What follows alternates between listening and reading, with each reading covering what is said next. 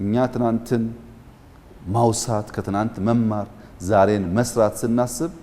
ነገን ያሰብን ነገ የሚሰራው ዛሬ ነው ብለን ያሰብን መሆን አለበትና እንደዚህ አይነት ተቋማት የስፔስ ሳይንስ አርቲፊሻል ኢንተለጀንስ የሳይበር ሴኩሪቲ ተቋማት የትምህርት ተቋማት በተለይ ደግሞ እነዚህ ህፃናት ላይ ሲሰሩ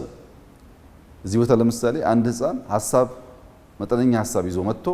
እነሱ አሰልጥነው ትናንሽ ማቴሪያል አሟልተውለት ህልሙ እንዲፈታ ያደርጉታል ሙሉ ወጪው የሚሸፍቱት እነሱ ናቸው ዛሬ አንድ በአንድ ሲወሰድ ለአንድ ህፃን ልጅ ለምን ጊዜ ታባክናላችሁ ኢንተርኔት አቅርበው ኮምፒውተር አቅርበው ሰው መድበው የሚሰሩት ግን ከኢንቨስትመንት አንፃር ከሚያስተምሯቸው 100 ልጆች ውስጥ 10ሩ ሳይንቲስት ቢሆን 3ቱ ሳይንቲስት ቢሆን ምን አይነት ተአምር ሊፈጥር ይችላል ነገ ለኢትዮጵያ ሪተርን ኦን ኢንቨስትመንቱ ዛሬ አይደለም የሚታየው ውሎ አድሮ ውጤቱ የሚታየው ያን አስበው እየሰሩ ስለሆነ የመጣው ውጤት በጣም ደስ ይላል ወጣት ኢንጂነሮች አሉ ህፃናት ልጆችም አሉ ተስፈኞች ይሄ ተቋም በርቶ ጠንክሮ